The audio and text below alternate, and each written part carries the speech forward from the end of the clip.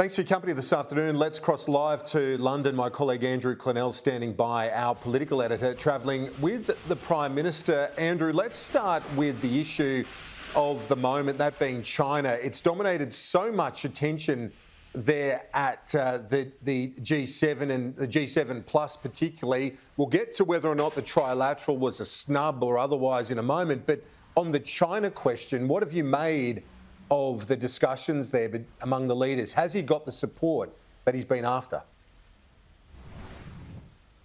Oh, Scott Morrison definitely has the support, Kieran. I mean, he's got the US President and UK Prime Minister right behind him.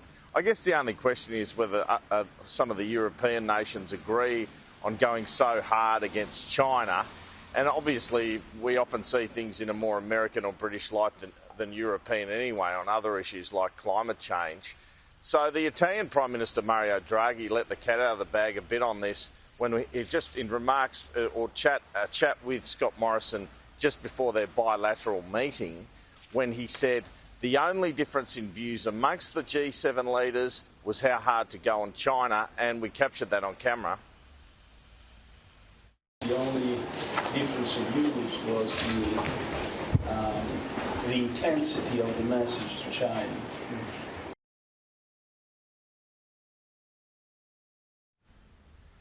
So this was early in the morning and I was kind of mystified by this, so I thought I'd ask the PM what it was about, and he explained it. Prime Minister, the Italian Prime Minister said to you this morning, the only difference of views was the intensity of the message to China. Was he referring to your view as opposed to his, or were there other countries that weren't as keen as you in America and the UK on such an intense message on China, as he put it? Oh, he was referring to the G7 discussions. He wasn't referring to any discussions that Australia was involved in. As you know, the G7 communique is produced by the G7 nations, and Australia is an extension partner. But look, we had very frank discussions about those issues today in the Indo-Pacific. I had very, I think, important discussions yesterday in the trilateral meeting I had that we initiated and sought with both the United States and the United Kingdom. So these issues and were very present at this gathering, particularly for countries like Japan, ourselves and India, where the Indo-Pacific is our home. And the Prime Minister there alluding to it, the fact that, and he said it a couple of times, that he initiated that trilateral setting with Boris Johnson and Joe Biden in attendance. And he was adamant about that, Andrew. Yeah, so the day before yesterday, I'd asked the PM who initiated it, and he said it was mutual, we were keen on it. This time I really pressed him on it, because he's been getting these accusations from Penny Wong, etc., that there's been some sort of snub. I don't think that's the case from this answer.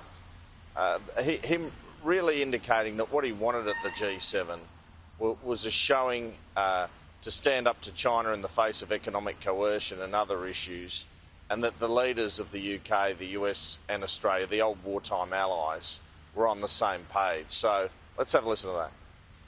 I asked you yesterday whose idea was the trilat. Now, Penny Wong has said it's disappointing we didn't have a bilat with Joe Biden, that you didn't have that. What's your reaction to that, and can you tell me whose idea was the trilat? Well, it was ours. I said that yesterday. We initiated the trilateral. It was important to discuss the issues I was seeking discussion in relation to the Indo-Pacific, both with the United States and the United Kingdom. And so that is what we sought, and that is what we did. And I think that was a very useful meeting. So from Scott Morrison's point of view, the fact his first face-to-face meeting with Joe Biden, nothing should be seen into that. Just before he flew out on Air Force One at Newquay Airport yesterday, Joe Biden gave a press conference where he was quizzed on what to do about China and Russia in particular.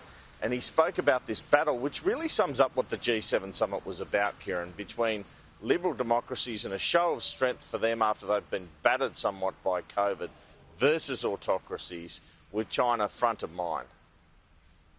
I know this is going to sound somewhat prosaic, but I think we're in a contest, not with China per se, but a contest with autocrats, autocratic governments around the world.